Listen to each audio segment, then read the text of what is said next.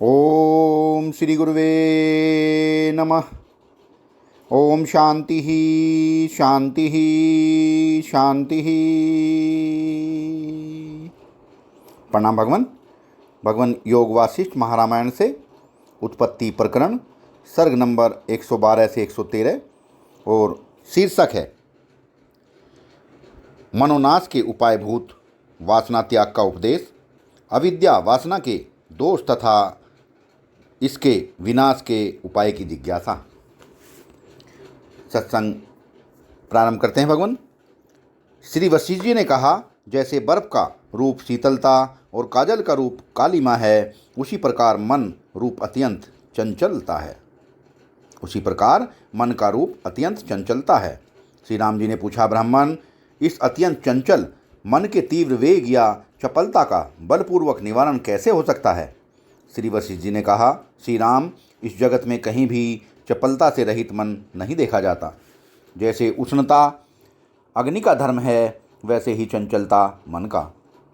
चेतन तत्व में जो यह चंचल क्रिया शक्ति विद्यमान है, उसी को तुम जगत का आडंबर रूप मानसी शक्ति समझो।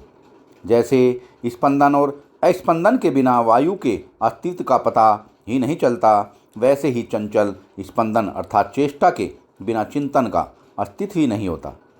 जो मन चंचलता से रहित है, वही मरा हुआ कहलाता है, वही तप है और वही शास्त्र का सिद्धांत भूत मोक्ष कहलाता है।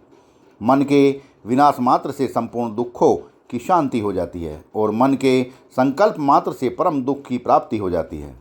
श्री राम, मन की जो यह चपलता है, यह अविद्या से उत्पन्न होने के कारण अविद्या कही जाती है।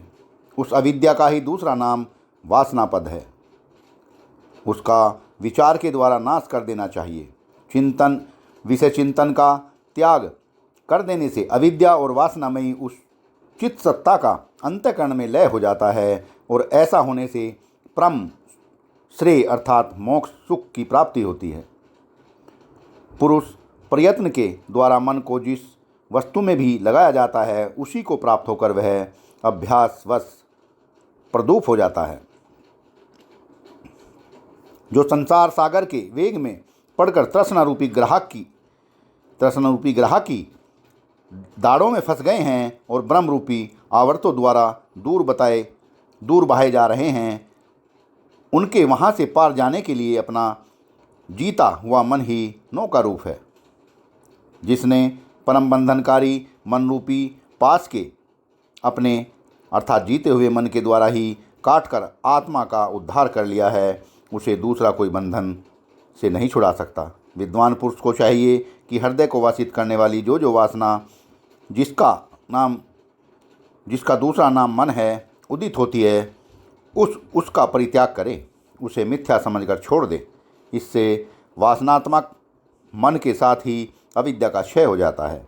भावना की भावना न करना ही भावना का क्षय है।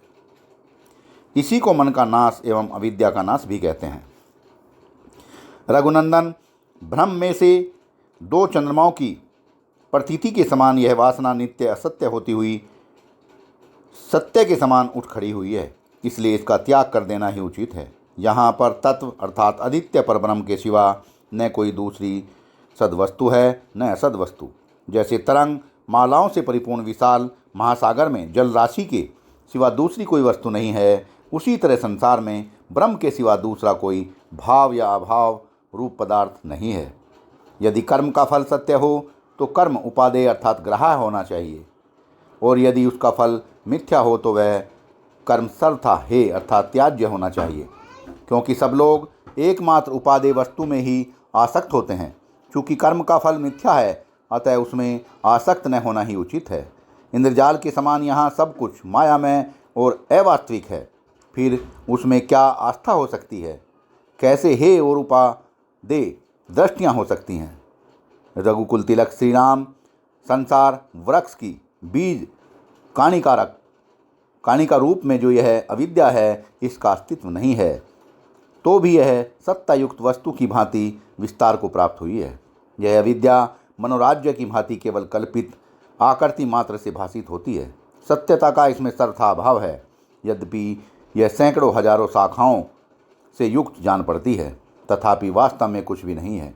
यह जंगल में प्रतीत होने वाली मृग तृष्णा की भांति मिथ्या ही है, तो भी इसने व्यर्थ ही आडंबर फैला रखा है। जैसे मृग तृष्णा उन भोले भाले मृगों को ही धोखे में डालती है, मनुष्यों को नहीं, उसी प्रकार यह विद्या अज्ञ पुरुष को भी ही धोखा देती है, विज्ञ पुरुष को नहीं।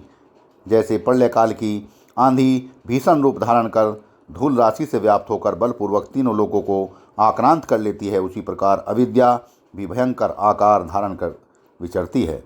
रजोगुण के आधिक्य से वह धूसर जान पड़ती है और हठात लोकांतरों को पद दलित कर देती है। जैसे आकाश में अकारण ही नीलिमा दिखाई देती है, उसी प्रकार यह अविद्या भी किसी कारण के बिना ही प्रतीति का विषय होती है। दो चंद्रमाओं के भ्रम की भांति इसकी उत्पत्ति हुई है। यह स्वप्न के समान भ्रम उत्पन्न करती है, और जैसे नौका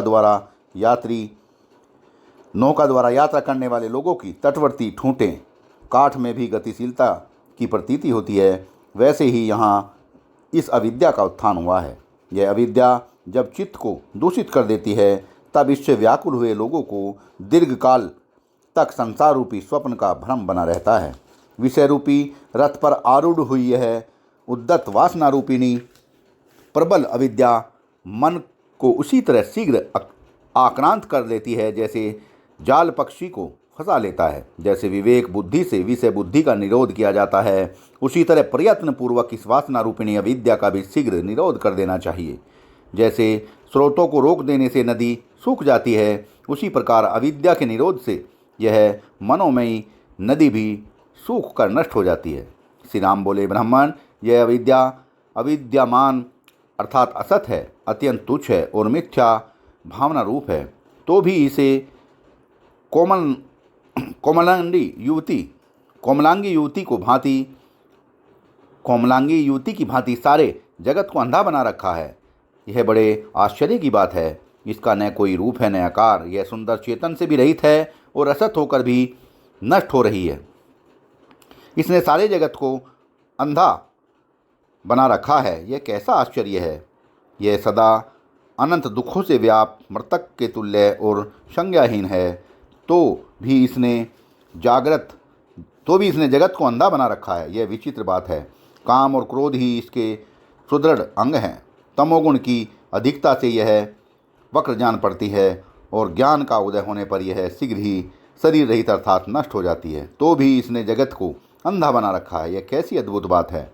अपने आत्मस्वरूप परमात्मा के विषय में जो अंधे मूढ़ हैं, वे ही इस अविद्या के आश्रय हैं। यह जड़ है, जड़ता से जीर्ण है और दुख से अत्यंत प्रलाप करने वाली है, तो भी इसने जगत को अंधा बना रखा है। यह कितने आश्चर्य की बात है। प्रभो, अनंत दुष्चेष्टारूप विलास करने वाली, जन्म मरण आदि सुख दुख का भागी बनाने वाली तथा मनोरूपी गुहागृह में बद्ध वासना वाली यह अविद्या, जिसकी कहीं क्षमता नहीं है, किस उपाय से नष्ट होती है। सत्संग को विराम देते हैं भगवान। प्रणाम भगवान।